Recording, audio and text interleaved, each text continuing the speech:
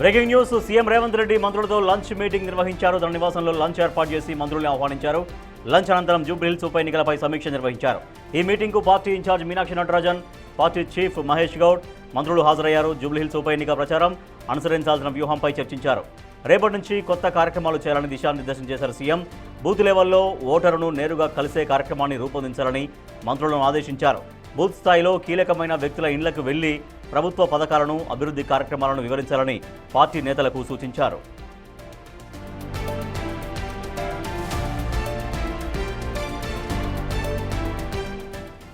మా ప్రతినిధి వాసు మరింత సమాచారం అందిస్తారు. వాసు, సీఎం భేటీ అయ్యారు మంత్రులతో, జూబ్లీహిల్స్ ఉప ఎన్నిక ఇన్ఛార్జీలతో. సో రేపటి నుంచి ఇంకా ఎటువంటి కార్యక్రమాలు తీసుకోవాలి, ఎలక్షన్ క్యాంపెయినింగ్లోనే విషయంలో ఎటువంటి దిశానిర్దేశం చేశారు? రాజేష్, జూబ్లీహిల్స్ సీఎం నివాసంలో కూడా మంత్రులతో సీఎం లంచ్ మీటింగ్ ఏర్పాటు చేశారు. అయితే ప్రధానంగా జూబ్లీహిల్స్ ఉప ఎన్నికలపై మంత్రులతో సీఎం సమీక్ష నిర్వహిస్తున్నారు. అంటే హాజరైనటువంటి పార్టీకి సంబంధించినటువంటి నేతలతో పాటు మంత్రులు కూడా, ఎవరైతే జూబ్లీహిల్స్ ఇన్ఛార్జిగా ఉన్నటువంటి మంత్రులందరూ కూడా హాజరయ్యారు. ఇన్ఛార్జి మీనాక్షి నటరాజన్ తో పాటు పిసిసి మహేష్ కుమార్ తో పాటు పలువురు కీలక కాంగ్రెస్ నేతలతో పాటు మంత్రులంతా కూడా హాజరయ్యారు. అయితే సమావేశానికి హాజరైనటువంటి మంత్రులతో కూడా ఆయన కీలక వ్యాఖ్యలు చేశాడు. ప్రధానంగా అంటే జూబ్లీహిల్స్ ఉప ఎన్నికల ప్రచారానికి సంబంధించి అనుసరించాల్సిన విషయం పైన కూడా ఆయన చర్చించారు. అయితే రేపటి నుండి, అంటే ఇప్పటి వరకు జరిగినటువంటి ప్రచారం ఒక ఎత్తు అయితే, రేపటి నుంచి చేయాల్సినటువంటి కార్యక్రమాలకు సంబంధించి దిశానిర్దేశం చేశాడు. ప్రతి ఒక్కరు కూడా, అంటే ఇన్ఛార్జి డివిజన్ కు ఒక ఇన్ఛార్జి మంత్రి ఉన్నటువంటి నేపథ్యంలో కూడా డివిజన్ వైజ్ గా బూత్ లెవెల్లో ఓటర్లను నేరుగా కలిసే కార్యక్రమాన్ని రూపొందించుకోవాలని కూడా మంత్రులకు సీఎం ఆదేశించారు. ఇక బూత్ లెవెల్లో ఎవరైతే ఉన్నటువంటి ఆ యొక్క నాయకులకు సంబంధించి బూత్లు ప్రతి డివిజన్ కు ఉన్నటువంటి నాయకులను కలుపుకొని పోవాలి, వాళ్ళతో కలిసి ప్రచారానికి వెళ్ళాలి, ప్రతి ఒక్క ఓటర్ని కలిసే విధంగా మీరు కార్యాచరణ రూపొందించుకోవాలని కూడా ఆయన సూచించారు. ఇక బూత్ స్థాయిలో కీలకమైనటువంటి వ్యక్తుల ఇళ్లకు వెళ్లి ప్రభుత్వ పథకాలను, అభివృద్ధి కార్యక్రమాలను వివరించాలి.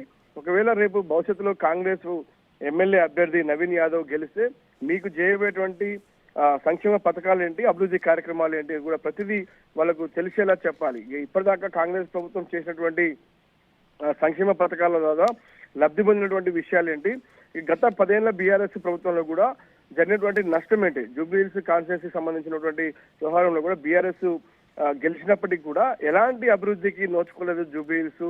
ఎందుకంటే చాలా స్లమ్ ఏరియాస్ ఉన్నాయి, బస్తీలు ఉన్నాయి, రోడ్ల విషయంలో కావచ్చు, మంచినీటి విషయంలో కావచ్చు. ప్రధానంగా ఏదైతే డబుల్ బెడ్రూమ్ ఇండ్ల విషయానికి సంబంధించి కూడా ఒక్క ఇల్లు కూడా కేటాయించిన నేపథ్యానికి సంబంధించి రీసెంట్ గా ఇందిరమ్మ ఇండ్లకు సంబంధించి పట్టణాల్లో కూడా ఏ విధంగా G+1 కేటాయిస్తున్నామో ఆ అంశానికి సంబంధించి, అంటే స్లమ్ ఏరియాలో ఉన్నటువంటి ఎవరైతే ముస్లింస్ తో పాటు చాలా పెద్ద ఎత్తున కూడా చాలా పేద కుటుంబాలు ఉన్నటువంటి నేపథ్యానికి సంబంధించి కూడా పక్కా గృహాల నివాసానికి సంబంధించి చేసేటువంటి అంశాన్ని కూడా, అంటే ప్రతిదీ కూడా జూబ్లీహిల్స్ కాన్స్టిట్యున్సీకి సంబంధించి అంటే కూడా రిలీజ్ అయినప్పటికీ కూడా అభివృద్ధి విషయంలో వెనుకబడి ఉందన్న విషయాన్ని వాళ్ళకు తెలియజెప్పి ఖచ్చితంగా కూడా వాళ్ళ పిల్లల భవిష్యత్తుతో పాటు వాళ్ళ రెగ్యులర్ జీవితాలకు సంబంధించినటువంటి మౌలిక వసతుల కల్పనకు సంబంధించి కూడా పూర్తిగా దగ్గరుండి మీరు ఇంటింటి ప్రచారం చేయాలి, డోర్ టు డోర్ తిరగాలి, ప్రతి ఓటర్ని కలవాలి అన్న అంశానికి సంబంధించి ముఖ్యమంత్రి అయితే అంటే జూబ్లీహిల్స్ ఎన్నికల్ని ఆయన సవాలుగా తీసుకున్నారు. ఎందుకంటే బీఆర్ఎస్ పార్టీకి సంబంధించి నవీన్ యాదవ్ కుటుంబం పైన చేసినటువంటి దుష్ప్రచారానికి సంబంధించి తిప్పికొట్టే విధంగా మీరు ముందుకు వెళ్లాలనే అంశానికి సంబంధించి కూడా లంచ్ మీటింగ్ ఏర్పాటు చేసి కూడా మంత్రులకు, కాంగ్రెస్ సీనియర్ నేతలకు కూడా ఆయన దిశానిర్దేశం చేశారు. ప్రస్తుతం అయితే సమీక్ష కొనసాగుతోంది.